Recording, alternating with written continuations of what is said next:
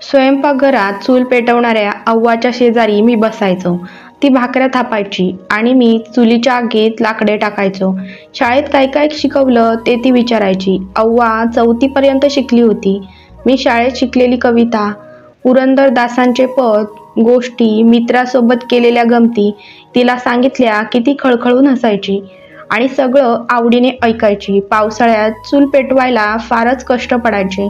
लाकडं ओली झालेली असायची, पेटायला वेळ लागायचा आणि अव्वा फुकणी फुफू फुकत राहायची. ठिणग्या उडाल्या की ती मागे सरकायची. जरा कुठे जाळ दिसतोय तेवढाच परत धूर. तिच्या डोळ्यात धूर जाऊन पाणी यायचे. चेहरा धुरामुळे घामाने भिजलेला दिसायचा. हळूहळू धूर एवढा वाढायचा, मी आणि अव्वा खोकून खोकून हैराण व्हायचो. मी खोकू लागलो की ती कासावीस व्हायची आणि साडीच्या पदराने माझे डोळे पुसत म्हणायची, अप्पा, राजा बाहेर. चूल पेटली की मी हाक मारते हा बेटा. मी खोकत खोकत आणि शर्टाच्या बाहीने डोळे पुसत अंगणात यायचो. धूर सहन होत नाही तर बसतोस कशाला स्वयंपाकघरात? तुझा काका गुरुचे नेहमीचे वाक्य. त्या काळ्या धुराने स्वयंपाकघर आगीत जळल्यासारखे वाटायचे. थोड्या वेळाने तिची हाक ऐकू यायची, अण्णाप्पा, बारो, जाळ पेटला एकदा, ये आत. आता डोळे चुरचुरणार नाहीत, खोकला येणार नाही याची खात्री पटवून मी स्वयंपाकघराकडे धावायचो. ताटात दुमडलेली गरम भाकरी असायची. ती उघडली की त्यातून तूप ताटात सांडणार हे मला ठाऊक असायचं.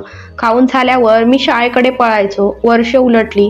गुरुराजाचे लग्न झाले. 1 वर्षानंतर माझेही झाले. गुरुची बायको आणि तुझी आई भांडू लागल्या. गुरुराज मला घर सोडून जा म्हणाला.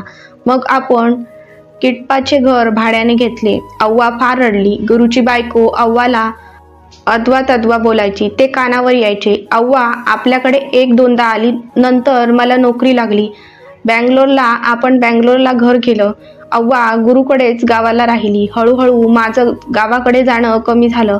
कोणीतरी गावाकडून यायचे ते सांगायचे, अव्वाला आता चष्मा लागलाय, तिला ऐकू कमी येतंय, हळूहळू चालते, गुडघे दुखतात. मी मग सकाळी इथून जाऊन तिला भेटून यायचो. तिच्या खोलीत ती पलंगावर पडलेली असायची. गुरुच्या बायकोच्या कपाळावर मला बघितल्यावर आठ्या पडायच्या. गुरुच्या मुलांना मी कपडे, खेळणी आणि पुस्तकं घेऊन जायचो आणि ती मला बिलगायची. ते वहिनीला आवडायचंच नाही. अव्वाला बँगलोर, नडी अव्वा अशा विनवण्या केल्या बऱ्याच वेळा, पण नाही आली. गुरुने आता जुने घर पाडून नवीन सिमेंटचे बांधकाम केले होते. स्वयंपाकघरात आधुनिक किचन कट्ट्यावर गॅसच्या शिगड्या दिसत होत्या. संध्याकाळच्या गाडीने मी परत निघायचो तेव्हा घशाशी दाटून यायचं. असेच दिवस गेले आणि एके दिवशी पहाटेच गुरुचा अव्वा गेल्याचा फोन आला. मी तडक निघालो. हवा आणि मन दोन्ही ढगाळ झाली होती. मी गावी पोचलो तेव्हा पाऊस पडत होता. अव्वाला बाहेर हॉलमध्ये झोपवलं होतं. तिच्या नाकात आणि कानात कापसाचे बोळे बघून मी मान फिरवली. तिच्याकडे बघवेना. मी तिला हॉलमध्ये पहिल्यांदाच पाहत होतो. तिचा मुक्काम स्वयंपाकघरातच असायचा. ती मला दिसायची. ते कधी तांदूळ निवडताना तर कधी पोहे चाळताना, कधी भांडी घासताना तर कधी पापड लाटताना, चुली शेणाने सारवताना, झाडू मारताना, पाणी भरताना, कपडे वाळत टाकताना, भाजी चिरताना, लोणच्याची बरणी पुसताना, लोणी कडवताना, भाकऱ्या थापताना, निरांजन पेटवताना, सतत कामात गर्क असलेली ती माझ्या अगोदर उठलेली असायची आणि ती झोपायच्या आत मी झोपी जायचो. मला ती कायम जागीत दिसायची. आता तिच्या स्तब्ध निश्रेष्ठ देहाकडे बघताना मला जाणवलं की मी तिला आता मुकलो. ती आता अनंताच्या प्रवासाला निघाली होती, परत न येण्यासाठी. आता ती कधीच दिसणार नव्हती. माझ्या पाठीवर तिचा जिव्हाळ्याचा थरथरणारा हात आता फिरणार नव्हता. आयुष्यात कधीही न भरून येणारी मोकळी निर्माण झाली होती. तिला चितेवर ठेवलं आणि लाकडांना अग्नी दिला. पावसामुळे ओली झालेली ढलपी पेटेनात. काही लोकांनी त्यात गोवऱ्या टाकल्या. तसा धूर निघू लागला आणि मी खोकू लागलो. गुरुने मला लांब उभे राहायला सांगितले.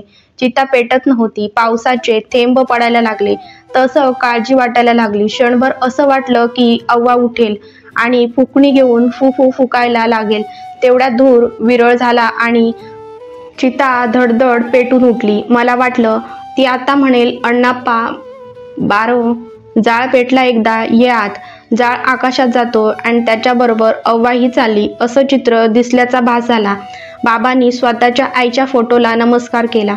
समोर लावलेल्या उदबत्तीच्या धुराने त्याचे डोळे पाणावले होते. आईने तूप आणि भात, वाढलेली पत्रावळी आणि छोट्या द्रोणातले पाणी त्याच्यासमोर ठेवले. ते घेऊन बाबा ती ताटली गच्चीवर ठेवायला पायऱ्या चढू लागले.